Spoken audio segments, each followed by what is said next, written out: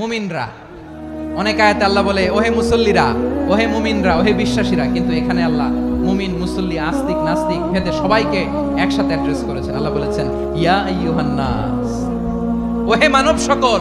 He addresses the entire human being regardless the colors, the races, the languages, the ethnicities, and reminded us we all from one origin. চিল্লায় বলেন আল্লাহু আকবার।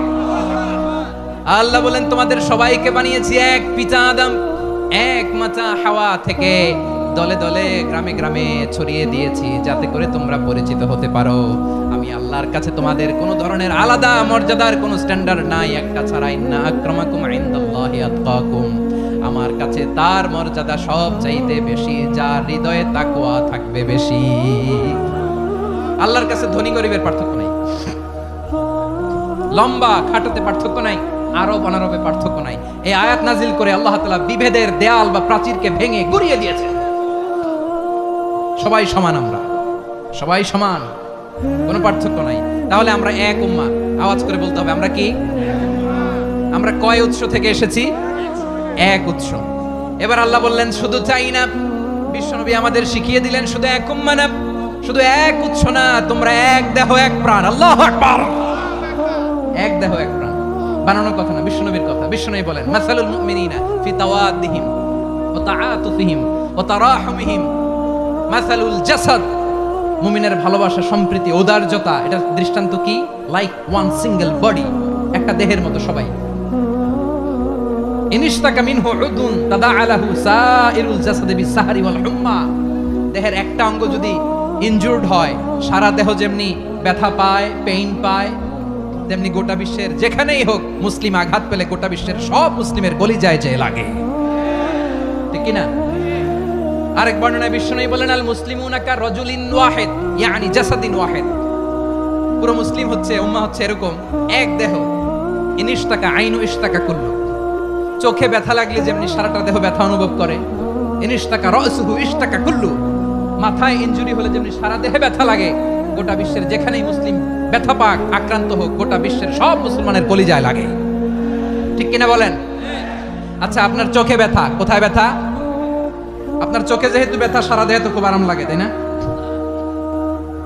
আপনার প্রচন্ড মাথা ব্যথা মাঝে মাঝে হয় না আমার ভাইয়েরা? মাথা ব্যথা হয় না আপনাদের? প্রচন্ড মাথা ব্যথা, তো সারা দেহটা তো খুব আরামে আছে না? নাকি চোখে ব্যথা লাগলে, ইনজুরি হলে সারা দেহ সেই ব্যথা অনুভব করে? মাথায় ব্যথা হলে সারা দেহ সেই ব্যথা অনুভব করে কি করে না? ঠিক অনুরূপ ভাবে কাশ্মীরে আমার মুসলিম ভাইরা আক্রান্ত হলে আমাদের হৃদয়ে রক্তক্ষরণ হয় কি হয় না? আমরা এক উম্মাহ, এক উৎস থেকে এসেছি, আমরা এক দেহ। আমরা কি? এক দেহ এক প্রাণ। আওয়াজ করে বলুন এক দেহ এক প্রাণ। তাহলে আমরা এক উম্মাহ, এক উৎস, এক দেহ এক প্রাণ। এবার বিশ্বনবী বলেন তোমাদের মধ্যে সম্পর্কটা কেমন হবে জানো নাকি? বিশ্বনবী বললেন সম্পর্কটা কেমন হবে মুমিন ভাইদের মধ্যে, সম্পর্ক কেমন শুনে নাও। আল মুমিনু লিল মুমিনি কাল বুনিয়ান, আল মুমিনু লিল মুমিনি কাল বুনিয়ান ইয়াশুদ্দু বাদুহু বাদা, মুমিনরা হলো বিশাল একটা দেয়ালের মতো, প্রাচীরের মতো, যাদের সম্পর্ক মজবুত সম্পর্ক, যাদের বন্ধন সুদৃঢ় বন্ধন, ইস্পাত কঠিন দেয়ালের মতো, সীসা ঢালা প্রাচীরের মতো আমাদের সম্পর্ক। পড়েন সুবহানাল্লাহ। হৃদয় ঠান্ডা লাগে না? আমি বলতে যেই তো আমার কলিজা ঠান্ডা হয়ে যাচ্ছে। আমরা যে ভাই ভাই, আমাদের সম্পর্কটা কেমন? বিষ্ণু বলেন তোমাদের সম্পর্ক বড্ড মজবুত সম্পর্ক, তোমাদের বন্ধন বড় সুদৃঢ় বন্ধন, এটা ইস্পাত কঠিন দেয়ালের মতো, সীসা ঢালা প্রাচীরের মতো, সীসা ঢালা প্রাচীরের মতো তোমাদের বন্ধন। একটা দেয়াল প্রাচীর যেমনি একটা part, one part strengthen the other part, তেমনি আমরা এক পার্ট আরেক পার্টকে হেল্প করি, সহযোগিতার হাত বাড়িয়ে দেই। বিশ্বনবী সবশেষে একটা উদাহরণ দিলেন। উদাহরণ কি দিলেন? ওয়াশাব্বাকা বাইনা আসাবিহি, আমার আঙ্গুলগুলো দেখতেছেন? এদিকে কয় আঙ্গুল, এদিকে কয় আঙ্গুল, মোট কয় আঙ্গুল? বিশ্বনবী বলেন ওয়াশাব্বাকা বাইনা আসাবিহি, এই ডান হাতের 5 আঙ্গুল বাম হাতের 5 আঙ্গুলের ভিতরে সবাই এরকম ঢুকান তো, ঢুকা এরকম চাপ মারেন, এবার দেখেন মজবুত কিনা। সুবহানাল্লাহ পড়বেন না? বিশ্বনবী বললেন ডান হাতের 5 আঙ্গুল বা হাতের 5 আঙ্গুলের মধ্যে ঢুকিয়ে দিলে যেমন শক্ত আর মজবুত, মুমিন ভাইদের মধ্যে সম্পর্ক এমন মজবুত। পড়েন সুবহানাল্লাহ। এরকম 5 আঙ্গুল ঢুকিয়ে এরকম শক্ত করেন, এরকম মজবুত। আল মুমিনু লিল মুমিনি কাল বুনিয়ান ইয়াশুদ্দু বা'দুহু বা'দা ওয়া শাব্বাকা বাইনা আসাবি'i। তাহলে আমরা এক উম্মাহ, আমরা এক উৎস থেকে এসেছি, আমরা এক দেহ এক প্রাণ, আমাদের সম্পর্ক বড় মজবুত। এবার আল্লাহরে বললাম, আল্লাহ আমাদের সম্পর্কটার একটা নাম দিয়া দেন। আমাদের এই চমৎকার সম্পর্কের একটা নাম থাকার দরকার আছে না নাই? রব্বুল আলামিন আমাদের সম্পর্কের একটা চমৎকার নাম দিলেন, নামটা হচ্ছে ভাই ভাই সম্পর্ক। কি সম্পর্ক?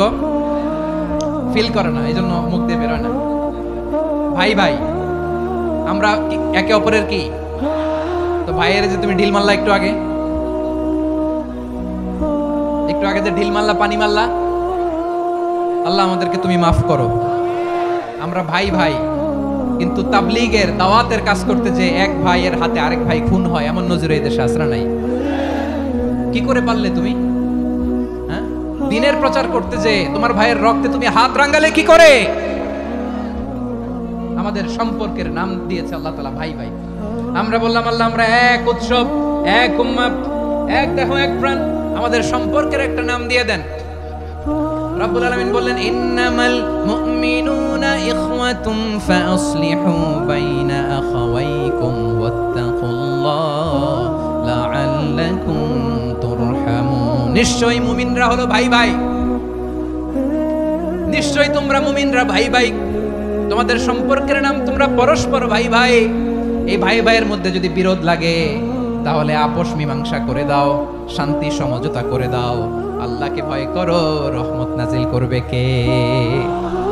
ভাই ভাইয়ের মধ্যে যদি বিরোধ হয় কি করবেন? আরো লাগাই দিবেন নাকি? মাশাআল্লাহ, মিটাই দিব। তোমরা ভাই ভাই, ভাই ভাই বিরোধ হলে আপোষ মীমাংসা করে দাও, শান্তি সমঝোতা করো, মজা নিও না। পেকুয়াতে আপনার বাড়ির পাশে আপন দুই ভাই মারামারি লাগছে, আপনি দেখলে কি করেন? অনেকে মজা নেয়, অনেকে কি করে? মজা নেয়, আরেকটু লাগুক। আবার বলে হাত থাকতে মুখে কি বলে? কপাল পোড়া, কপাল পোড়া। আফসোস তাদের জন্য, কপাল পোড়া। ভাই ভাই ঝগড়া লাগলে বলবেন যে হাত থাকতে মুখে কি, নাকি? কলিজা কাঁপে না আপনার? আপনি যে মজা নেন, আমরা ভাই ভাই, মজা নেওয়া যাবে না, মিলিয়ে দিতে হবে।